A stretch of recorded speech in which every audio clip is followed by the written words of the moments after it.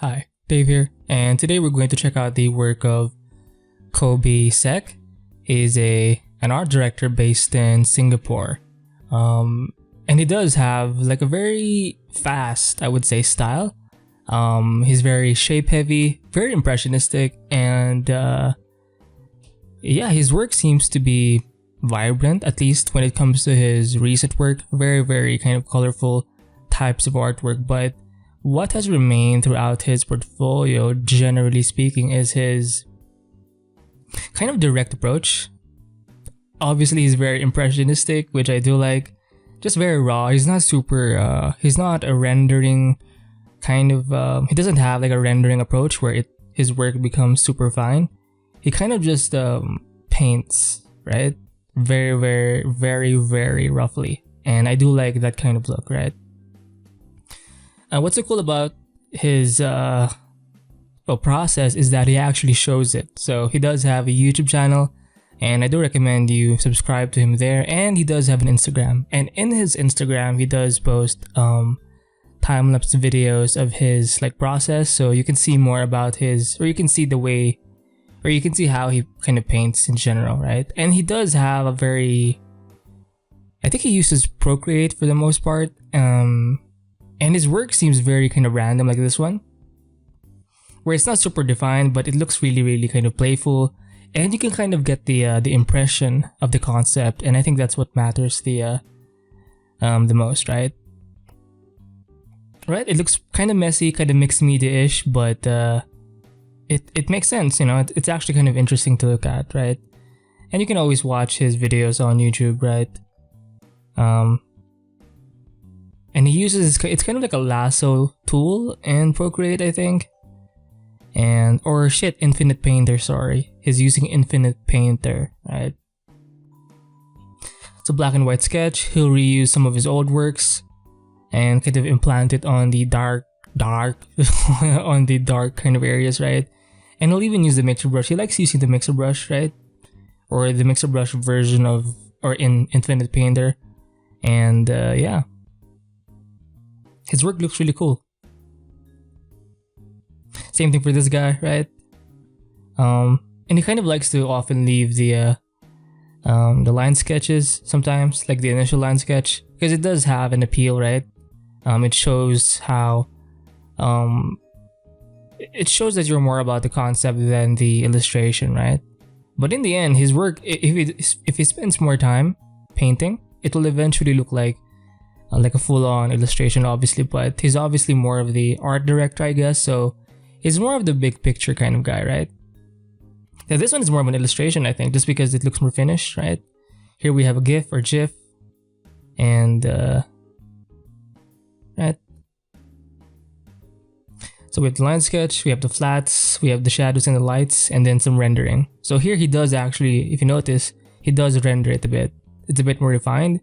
You can still see the kind of roughness in the edges, but he does make it softer, way softer in the face, and I think at the gun, even the hand is a bit slightly defined, right? So there's always that option to go for a more rendered look. Now for the face, he did spend more time softening up the face here, but for the most part, right, you can tell here, but for the most part, it's kind of rough, right? If you zoom in, nice line sketch here. Hopefully there's a process of this guy, or of this chick, right? Cyberpunk chick. So we have a line sketch.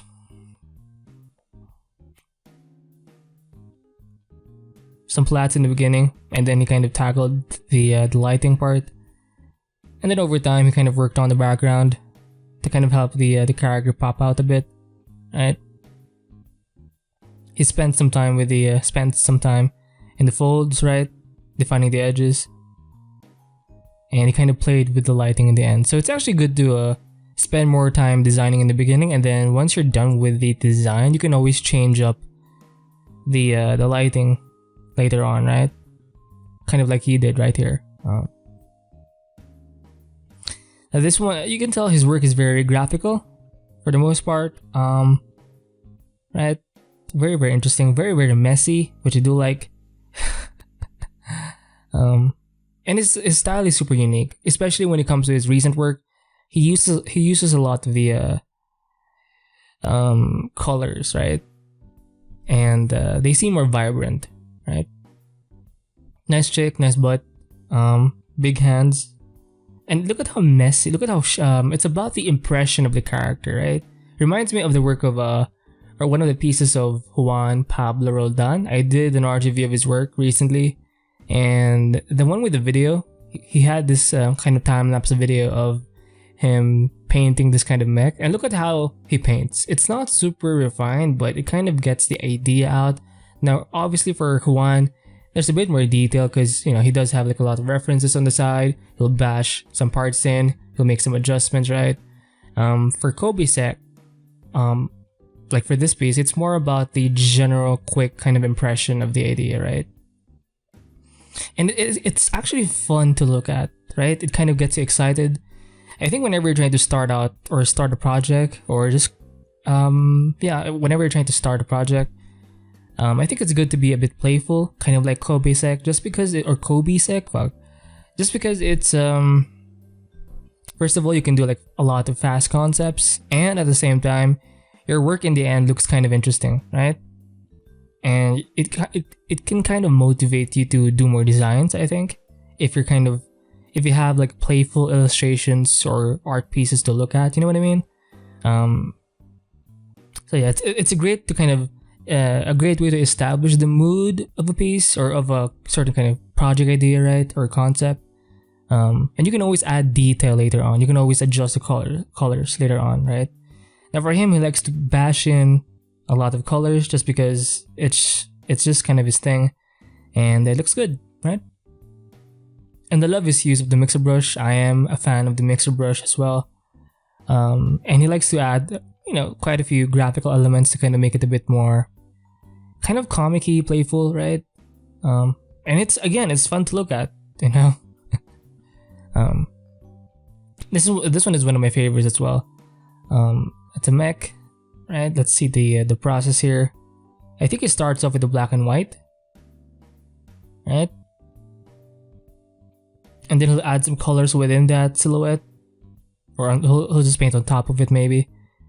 And then, you know, I would expect him to start with with the black and white and then with the grayscale, but he kind of just skips the grayscale part and dives in directly with color, so that's kind of interesting.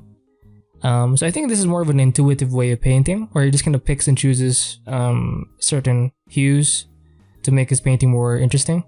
I don't think it's really about the design, because the design is kind of, if ever there's a design part here, it's mostly about the silhouette, I think.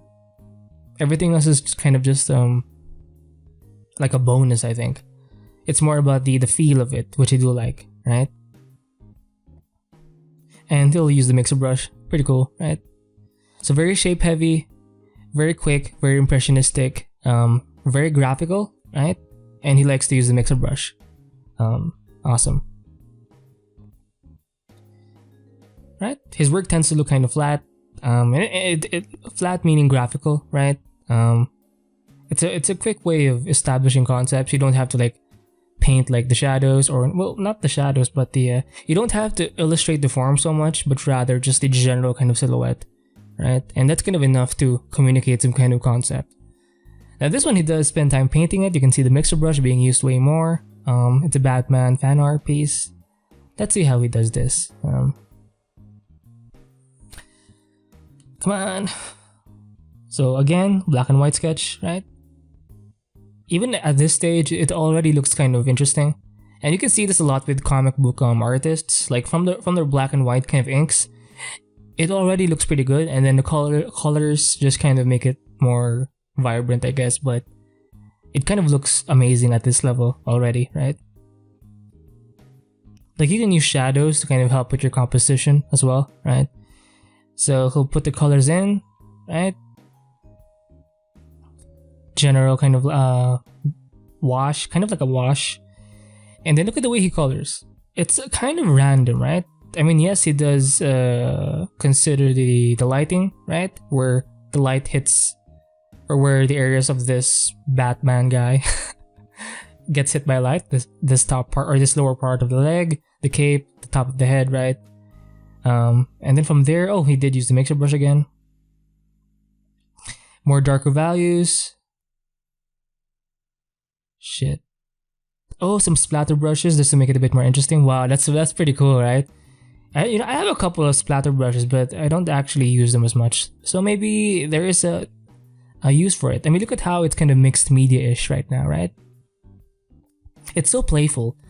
I think the most playful painter I know would have to be Kobesec. Kobesec. Just because of the colors, the way his actual kind of process. It's super fun to look at, right? And I'm glad he does post like the videos just because it's inspiring and it's fun to look at again, right? Skip it. More darker values, right? Some graphical elements here to make it more fun, right? Some refinement, definition, details. More details, right? With the pink lines, right? It adds to the energy of the whole thing, right? It looks very mixed media-ish again, right? Oh, this one's another one of my favorites. Let's see the video again. I think I did watch this earlier. So in this case, he did start with a silhouette, and then he painted in the lights, right? Not with grayscale, but with just directly with color. Just getting the look at how it's just a very impressionistic kind of painting, right? There's hardly any definition of shape, but obviously over as he kind of progresses through the painting session, he'll define more or define some areas a bit more, right? But not too much. Again, it's more about it's more of a sketch, really, right? And sometimes he'll skip the line sketch. He'll go directly to the light. So I think it's more about the mood. It's almost always about the mood and less about the design. The design that's there is usually about you can see it in the silhouette and in some repeating kind of forms and shapes, because you do need that kind of repetition of certain forms, of certain kind of motifs to kind of make the design a bit more understandable or more cohesive, right? But that's pretty much it. Everything else is more about him being, I guess, a painter, right? Or a storyteller in a way. Which I am a fan of. Look at how he did this reflected lighting here. This kind of orange lighting here, right? Pretty cool. I'm not sure where that's coming from. Maybe it's coming from off camera, right? But yeah. Shadows. He uses purple. It's very, very common to use violet or purple or blue. Right? Some more details as he goes along. There's hardly any line definition here except for this part and this kind of helmet thingy. Right? Some details again. Very, very light details, but again, it's more about the big picture. Pretty cool, right? This one is also, I guess, one of my favorites as well, just because. So he has like a bunch of videos. I won't be playing them all, but let's see this mech, because this mech is cool, right? And he doesn't even have to talk over the he doesn't have to like talk over the videos, because you know, you can kind of understand his process just by seeing it, right? And that's actually what I'm trying to do with my videos as well, especially when it comes to my art making. I'll just let the video play, and people can kind of just get where I'm trying to go with it. Kind of like Kobesec here. And what's so cool is that he does, these are pretty fast, I would say. They're not like full sessions, like 2-3 hours. This could be like a 1 hour or maybe less than 1 hour. In terms of like the span of this kind of sketch session or painting session, right? Look at how it's very rough in the beginning. There's hardly any definition. It's more about the impression of the mech, where the arms are, where the legs are, where the hands are, where the kind of pod is, right? The cockpit. And again, he goes in with the lights immediately. You know, he doesn't or in this case he doesn't use much color, so that's kind of interesting. But again, he just kind of tackles the lighting first. And even at this stage, there's hardly any definition. It does get a bit more refined in the chest area, just a bit. And now as he established like the major, the general kind of lighting scheme, then he'll go in and add a bit more detail, right? More definition, but not like refinement, but just general definition to make it a bit more sensible, right? but that's pretty much it. Hardly any detail, right? And again, it looks fun to look at. Right? And he does make some adjustments as he goes, right? He does kind of render it a bit with the metal plating here, right? Some texture on the fucking cockpit, right? Ooh. And that's pretty cool, right? And look at how the certain forms kind of repeat. So it's kind of useful in design to kind of help, or to kind of make certain motifs present, like repeating kind of patterns or forms, because it does make your design a bit more kind of thought through or make sense visually, right? It just makes it look more cohesive, right? So anyway, oh,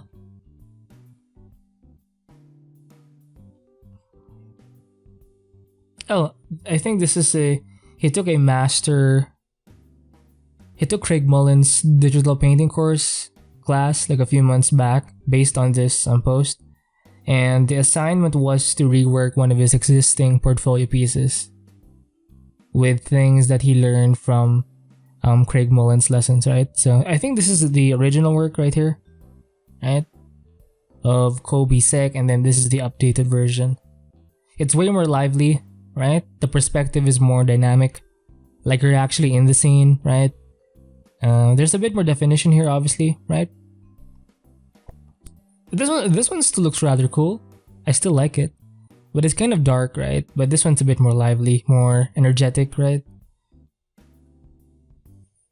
Now this one's more of a keyframe. It's a personal project of his, I think. Lots of design stuff here, right? Character design. You can see some facial expressions being explored here. Some mech designs, right? It helps to be quick when you're designing shit or coming up with concepts. Awesome. And this is more of a selling kind of illustration or sketch, right? Awesome. Ew. It's kind of a photo bashed thing. He does like to photo bash sometimes for the mechs, right?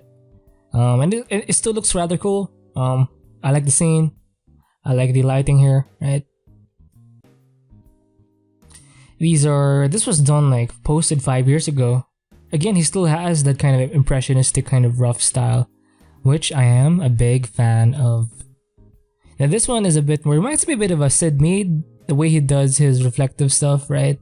And he has a lot of desert environments Sid Mead, right?